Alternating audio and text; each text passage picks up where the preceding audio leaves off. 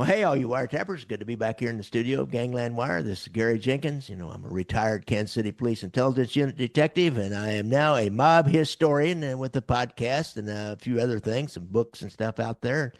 And I interview other mob authors as well as research stories. And today I have an author named Jay Baer.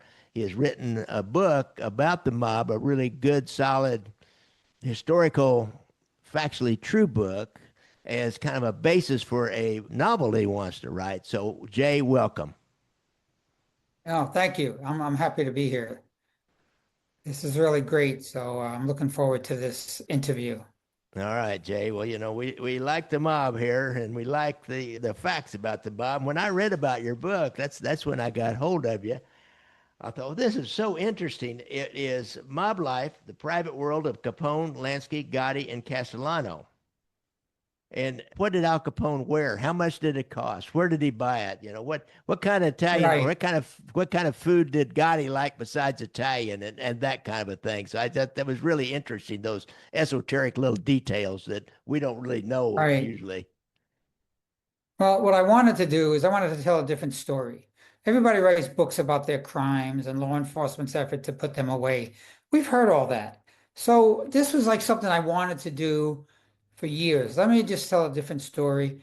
And I did. And the book is filled with, how much money they made, how they dressed, religious views, really, which there wasn't very much in religious views, Yeah. except for Meyer Lansky. The rest of them were, and even Paul Castellano, the bishop, did not want to bury him in in a I heard Catholic that. cemetery, and they fought him on it, and they got him to do it. But none of them had really any religious views except for Meyer Lansky.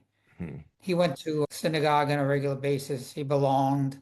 He did a lot of stuff, during the war to help, catch the Nazis. Mhm. In fact, there's a book out there, an older book with called Luciano's Luck, and it's about what they did and how they got involved in World War II.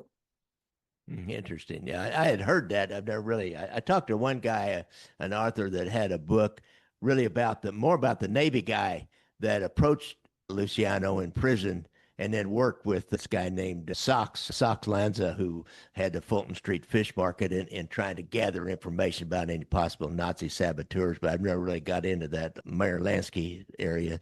So, Jay, tell us a little bit about where you come from. You're not a career author. Sometimes I have guys that's all they ever done. They've been newspaper reporters and written books and stuff. Tell us a little bit about yourself.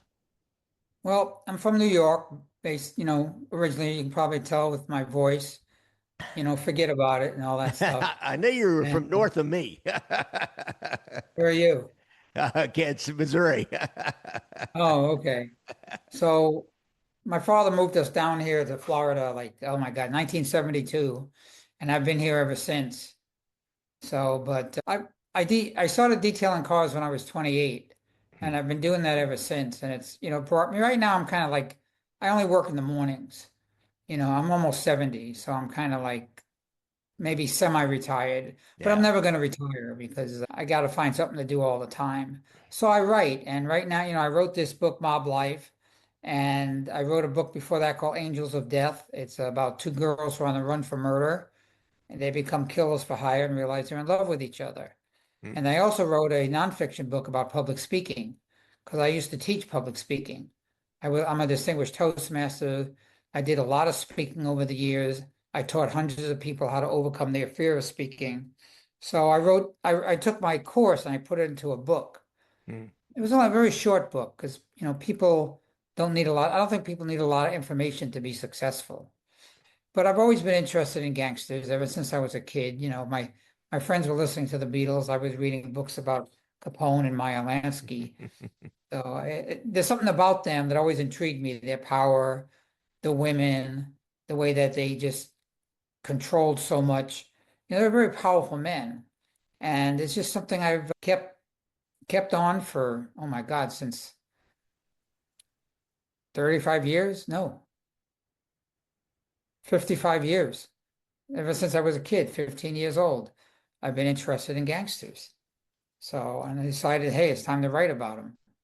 Interesting. When just out of teens, in my teens, I first read my first true crime book, which was In Cold Blood by Truman Capote. And man, that book, I was hooked then in that true crime. And so I was in junior college right out of high school. And I found Greenfelt Jungle by Ovid Damaris. It was all about the mob in Las Vegas. It was real thick, real dense book, but I bought into it, man. I love that book. I devoured that book. I read one by a guy named a New York City detective named I think it was Joe Salerno or Tony Salerno. I can't remember Salerno, and I read that, and he really made these gangsters come alive in that book back then. And I remember even back then, I thought, boy, that Vito Genovese, that's a bad dude. So I understand. I got hooked on it early myself. Well, that was a nonfiction book. Yeah, right. Oh, okay. Yeah, there's a lot of stuff out there like that. I mean, fiction, like I'm rereading The Godfather because I like the way Mario Puzo writes. Hmm. And I also listen to it, So I'm learning from that. And I like to read Elmore Leonard. Yeah, You ever read any of his stuff? He's yeah, got, he's a good one. I started reading him because that's what Quentin Tarantino learned how to write by reading his books. Interesting. So this book about the private world of Capone, Lansky, Gotti, and Castellanos. Now, I like Al Capone. Where did you go? How did you start researching information on Al Capone, and what are some of the interesting things? We all know a lot of the public things and the myths. We know more myths than the real life things, I think, like the whole myth about him beating two guys to death with a baseball bat and some different things like that. So, how'd you go about working on Al Capone, and what are some of the interesting things you learned about Al? Well, what I did was is I had about 11 different, I think I have 11 different chapters. I'm pretty sure that's it. And I focus on one thing at a time and I researched all of them. So like when I was doing food, Uh, I mean now we have AI, but when I wrote that there was no AI. So I'd put in John Gotti food, hashtag, whatever. There's a lot of ways to research on Google. mhm. And so I would look it up and I'd find stuff about them. And I went on encyclopedia that's online. There's a lot of good stuff in there. And I just researched and I spent months doing it. I do it at night after working. And it was a lot of work, but I enjoyed it. And what I found out about Capone was different thing. Well, I'll give you something really unique about him. He he had a walnut spaghetti sauce it was his recipe. Hmm. And when he died, his sister Mafi sold it to Ragu, and it was their first sauce they ever made. And he Interesting. he was a he was a heck of a dresser. He had like lime suits and purple suits, and he had Oh, really? stuff made for him for down here when he lived here. And I found out all these things about him. I don't remember much about what he liked to eat. It was usually Italian, you Hmm. know. And the thing about John Gotti about the food that I always find interesting is he was in a Cracker Barrel one time with a friend, and a reporter came over to him and said, "What are you guys doing here? You're Italian." And his friend said, "How much Italian food can a guy eat?" And Gotti liked to eat biscuits and gravy with a country fried steak, but his favorite Italian food was eggplant rollatini. These little things you find out, Yeah. and that's why I wrote the book because something different, something unique, so people could see a different side of them instead of looking at all the murders they created or the people that they had whacked. I figured it was time to find something else for them to know about. Really, So talking you mentioned something about when we were talking about their spiritual life and their relationship with the church, and I know in Kansas City when our mob boss died, Nick Savella, there was a big hubbub among the Catholic Church if he could be buried in the church and if what priest was going to conduct the ceremony, and in the end he was buried in the church, and the I know actually know the young priest. He was a real young priest that he wasn't even old enough, I think, maybe when the mob was really rocking and rolling in Kansas City to be that affected by it. And so he conducted the ceremony. So what did you learn about that? You mentioned something about Lansky's pretty connected to a synagogue and that kind of thing. Well, Lansky was probably the most religious out of these four men, but he did belong to a synagogue, and that's where he met. No, he met Arnold Rothstein at a bar mitzvah. Hmm. And that's when Rothstein took him under his wing. They met at like the Park Avenue Hotel and they talked for like 6 hours. And then he bankrolled Lansky and Luciano during Prohibition. See, Rothstein, you ever read a book about him? I know Very I haven't. interesting. You should check him out because they call him the father of the mafia. Uh-huh. 'Cause he was the one that started bankrolling these guys so they could, sell booze. And he had the booze brought in from England. And when it got here, they would cut it with cheaper stuff. They made millions, millions Yeah. and millions. But he always kept himself out of everything. He ran it, no connection. He just made sure that he was never involved with what he had going on. Other people had to take the fall. So, in your question, well, Lansky wanted to die in Israel. And Golda Meir, who was the prime minister then, said no. And she basically kicked him out of the country.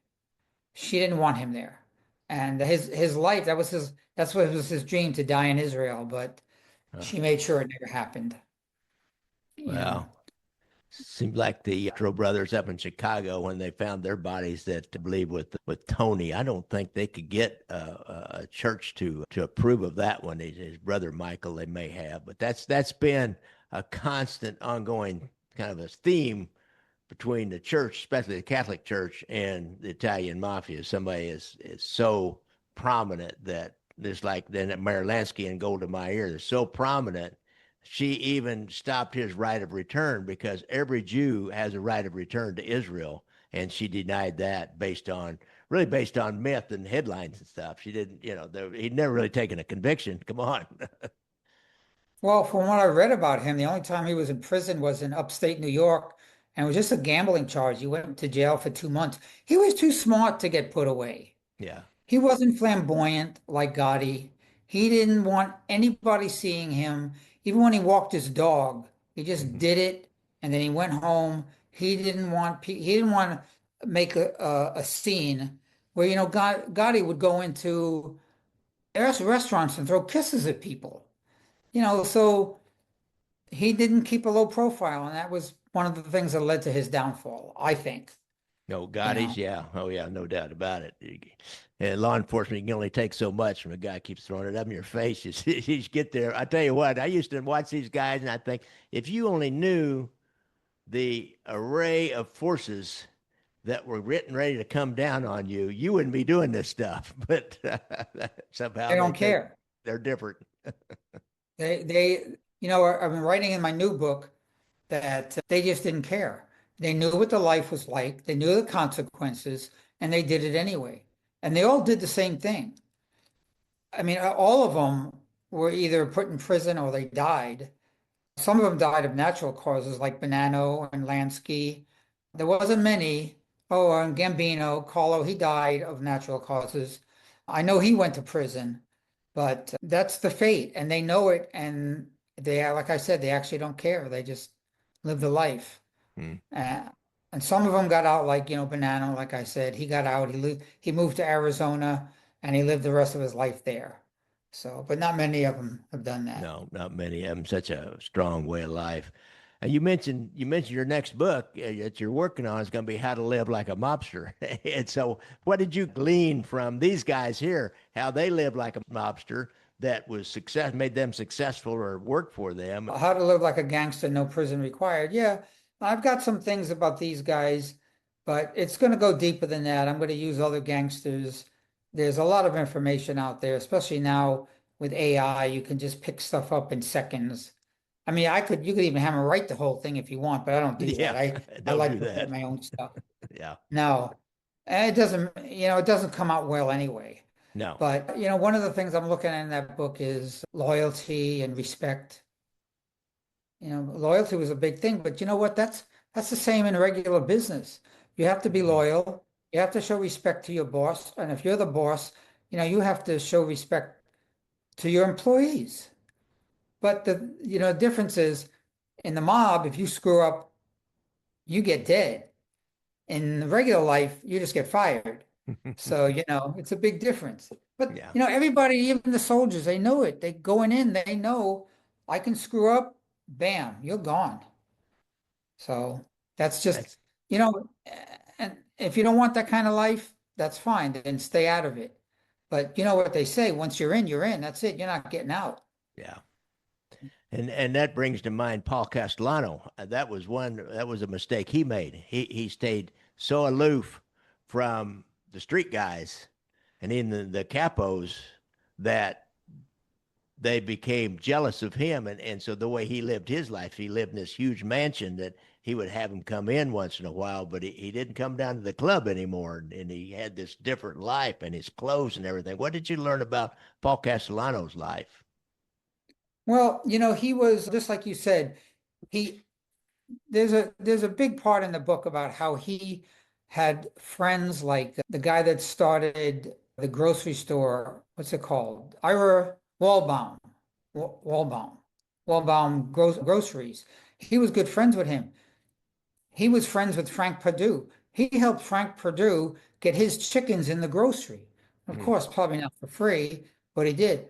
He was friends with a woman who owned it was like a lumber company. So he hung around with them instead of hanging around with his own men, and the people got tired of it, especially Gotti. And then what I heard, I don't know, but Castellano found out that Gotti's brother was selling drugs and he was going to whack him, but Gotti got to him first. See, that was the thing. If he would have acted on it right away, that would have been it. That would have been the end of it. I mean, he might be in prison now, but he may still be alive. But he screwed up and I guess he didn't fear Gotti as much as he should have. Let's face it, a lot of these guys get to the point where they think they're invincible. Yeah, And I mean, well, you know what happened to him. yeah. You want to hear a funny story about that? Joe Watts went to Castellano's house and said, I am cooking on a really big real estate deal. You want in? So Castellano says, yeah, I'll give you like 6 million. So he's walking to the door with Thomas Bellotti, and Bellotti says to him, hey, the boss has plenty of money. Why don't you count me in? He goes, yeah, no problem. So a couple of days later, he picks up $8 million or 7 million total. I think it was 7 million total. Five from Castellano, two from Bellotti. And you know who Joe Watts was? He was on the backup team to kill Castellano. Yeah.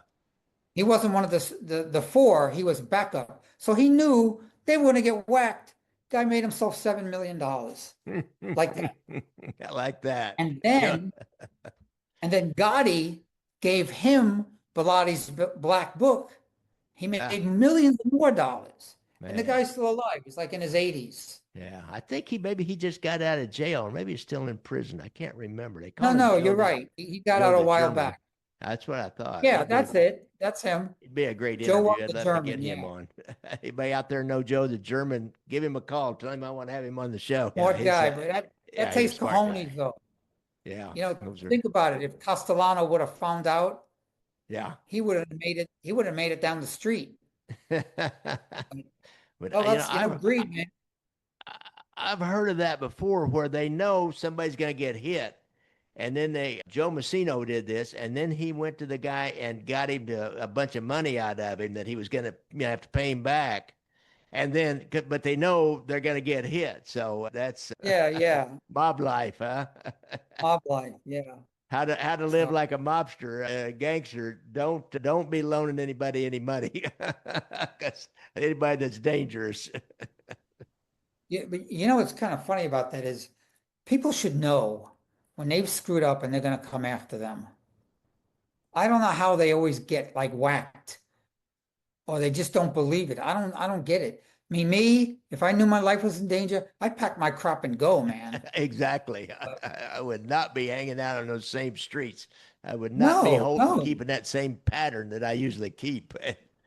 I know. Right, right. I don't get it. I don't get it at all. And we've seen it here in Kansas City and every big city. They know that somebody's after them, but yet they continue to do the same things. They keep the same patterns over and over and over and really take very little precautions. I don't know. So Kansas City was they filmed part of a casino with those guys that Yeah. in the market. Was that Yeah. real? Yeah, well, they Oh didn't yeah, what? actually, yeah, and they didn't actually film that in Kansas City. That sequence of events happened, but it was in a bar, and there was a bug there, but and they Oh, didn't okay. pick up exactly everything that what they used, but it's somewhat along those lines. But yeah, it was just wasn't in the market. Everybody thinks that was a everybody's in Kansas City was trying. Oh, that was Jamaica's or that was Orlando's or it was this market or that market. But I know for a fact it was in a pizza joint called the Villa Capri, which is more of a neighborhood Was tavern. was there a guy like Remo out there? Yeah, oh yeah. That was I think that was the toughie doing it. That was our underboss. And he handled for our family, he handled all that Las Vegas business. He made the contacts with people, he talked to them on the phone, and he would carry the information to our boss, Nick Sabella, and say, okay, here's what they're telling me. What do you want to do? If there's a decision to be made, what do you want me to do? And then he'd get back with the guy in Las Vegas. They're kind of their mole out in Las Vegas. And so he did his underboss job there. He insulated the boss from these people that were on the streets in the casino in Las Vegas to do that. So yeah, that's all true. And they did have You a know, big meeting with Chicago to decide how to cut up things. And there's a lot of Nicholas Pileggi in that movie. I'm getting off on my own story in a way, but Nicholas Pileggi in that movie, he came to Kansas City and he spent about 3 days with a case agent on that, who also took a lot of documents and things home. And so he went through all that and really gathered the background information from primary sources to put into his book and the screenplay. They just for the screenplay, okay. they gotta change things around. Yeah, yeah, because they have to cut 500-page book, 400-page book. Yeah, They got to put it into a 120-page screenplay. yeah, yeah. That's for So, sure. It's tough. but one of the things I like that Remo said, and I use it all the time, why take a chance?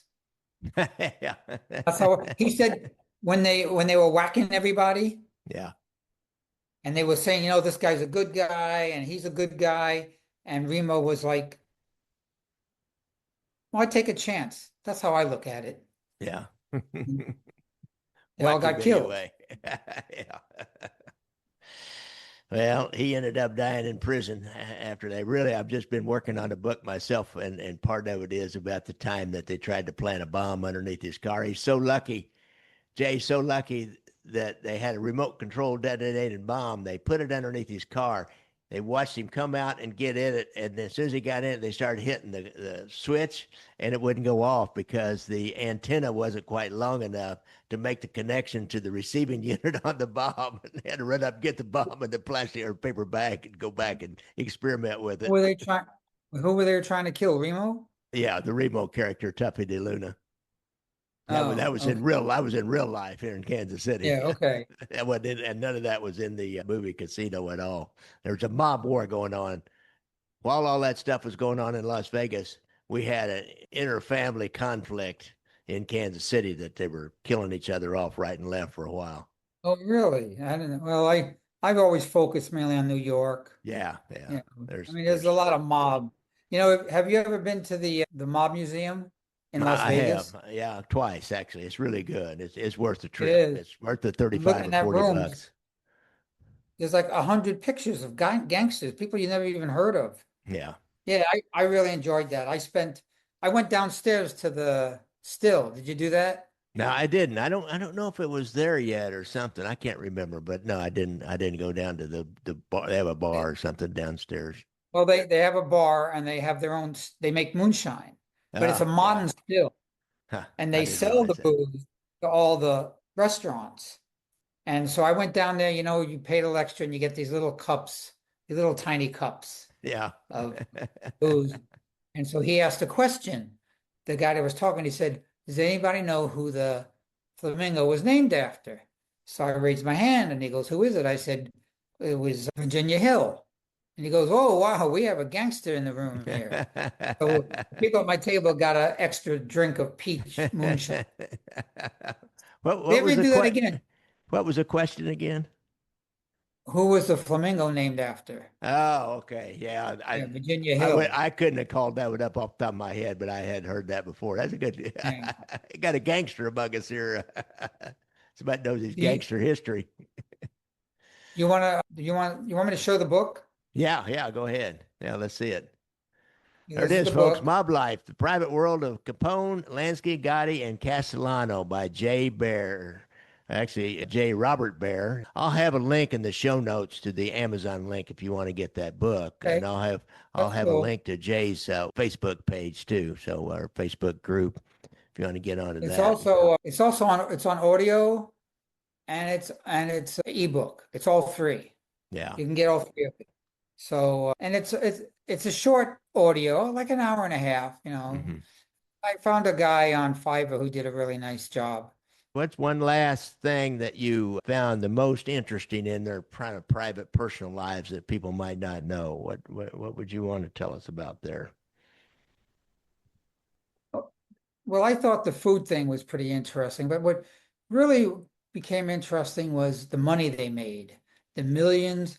I mean, Al Capone was worth over $100 million when he was 23 years old. Hmm. That was in the 20s. You know what Yeah. that's worth today? Oh I my couldn't even God. imagine what kind of money it No. is today. He owned a building where they cut out the second story so they could put a gigantic vat of beer. Hmm. That's how smart this guy was. And he owned brothels also, which to me, there's nothing wrong with that. It's like you're giving a service. He owned brothels and he did that. And actually, he took all that over from Johnny Torrio because they tried to kill him. So he handed everything over to Capone and he retired. And then I think like 4 or 5 years later, he died of a heart attack. Hmm. But I found that what they made, the kind of money, when Sammy the Bull wrote that book, Mob Boss, Hmm. The Underboss, it was called Underboss. Underboss. Yeah. Underboss. He was on an interview with Diane Sawyer, and she said, what happened to all your money? And he said, nothing. We still have our money. They didn't want our money. They wanted us. And they found out, said, well, how much did you make? He goes, I think he said he made like 5 or 6 million a year, where Gotti was making like 10 or 20 or Hmm. $30 million a year. And it was cash. It was all cash. They had duffel bags full of cash in their basements. So that's the thing I found out that I found, interesting. And they were persistent men. They weren't just guys that were like, we'll just go to work today. They went to work, they worked the streets, they were street men, and they knew how to handle things. They knew how to make money, especially Castellano. He was called the Howard Hughes of the mafia. He was so smart. But I think all of them were like that. Lansky made millions. They all made millions and millions of dollars. But you know what? In the end, it was all gone. Yeah. Every one of them lost everything. I've So, noticed. I've noticed that. I have people ask me about that, and I say, I don't know. I don't know whatever happened to their money. I know a lot.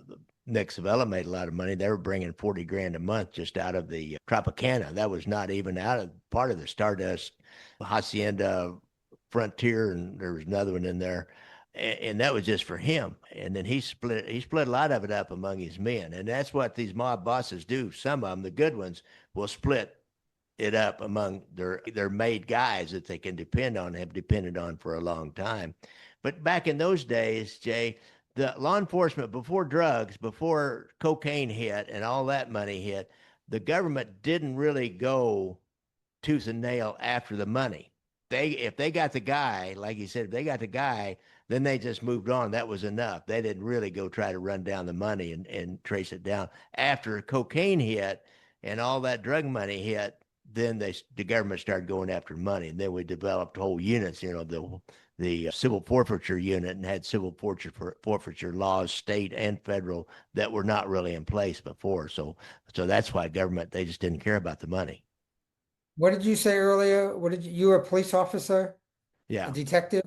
yeah, here in Kansas City. My son was with a city called Margate in Fort Lauderdale, and he just retired, not retired. He went to work for Monroe County, the Keys, and he's head of emergency management No, for that'd the, be a good job. you know. Yeah, well, it's better than he doesn't have a bullseye on his back anymore. But he was a detective for like the last 2 years. And what I was, I was, do you ever listen to that podcast? It's called Law and Order. I don't It's think so. Who does it? check that Is it? out because they would one of the last ones I listened to. This is their second year. Law and Order. It's a podcast, and I listened to one where they were getting Joe Messino. I think that's his name, Yeah, and Joe was a they banana. they stopped using Rico. They said Rico was not working anymore. So you know what they did? They hired like a dozen accountants, and Yeah, they went after him. yeah. And you know how they got him? They found a guy in New York that owned a bunch of parking lots, right? And you know the story? Yeah, I did a whole Oh, two or okay. three part series on Joe Messino and that parking lot guy, and he was like kicking money to their wives, and they started tracing through their Yes, wives and yes. all that. Joe Messino gave up. This is solid numbers. This is not myth. He gave up like $10 million in cash and gold bullion in order when he made his deal in the end to save himself from life in prison or the death penalty.